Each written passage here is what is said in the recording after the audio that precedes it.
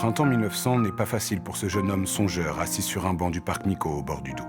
À un mois d'intervalle, sa mère puis son père adoraient son mort. Alors, à quoi rêve-t-il ce garçon? Sans doute pas à l'extraordinaire destin que la Providence lui réserve.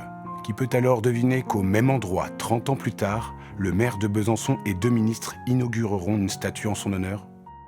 C'est que Louis Pergaud, puisque c'est lui, n'est pas encore l'auteur d'un récit qui marquera des générations de lecteurs. La guerre des boutons. Pour l'heure, l'élève Pergaud marche sur les pas de son père, instituteur de campagne. Louis est en effet un enfant brillant.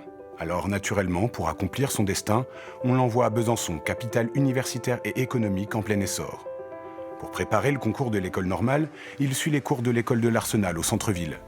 Il n'est pas livré à lui-même, il loge à 2 pas chez un ami de son père qui est gardien de l'hôtel de ville. Doué et travailleur, Pergaud est reçu premier au concours d'entrée de l'école normale. Il a 16 ans, la vie lui sourit.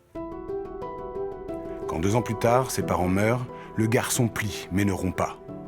Aux 5 rue de la Madeleine, dans les locaux de son école d'instituteur, on remarque ses qualités humaines et intellectuelles. Louis obtient brillamment son concours. Vient alors le temps des premiers postes, d'abord sur le plateau, puis à l'Andresse, aux portes du Haut-Doubs. Là-bas, ses convictions anticléricales et socialistes chiffonnent un peu l'ambiance conservatrice qui domine encore la société rurale. De ces expériences, Louis tire la matière première pour publier un recueil de nouvelles. De Goupil-Amargot, paru en 1910. Coup d'essai, coup de maître. Le livre obtient le prix Goncourt. 2 ans plus tard, La guerre des boutons fait son entrée au panthéon des romans français et son auteur grave son nom au fronton des gloires nationales. Hélas, cette trajectoire forgée au prix d'une insolente liberté est brisée net quand ce pacifiste dans l'âme, engagé par sens du devoir dans le conflit de la Première Guerre mondiale en 1914, est fauché en 1915 par un malheureux tir français alors qu'il est soigné derrière les lignes allemandes.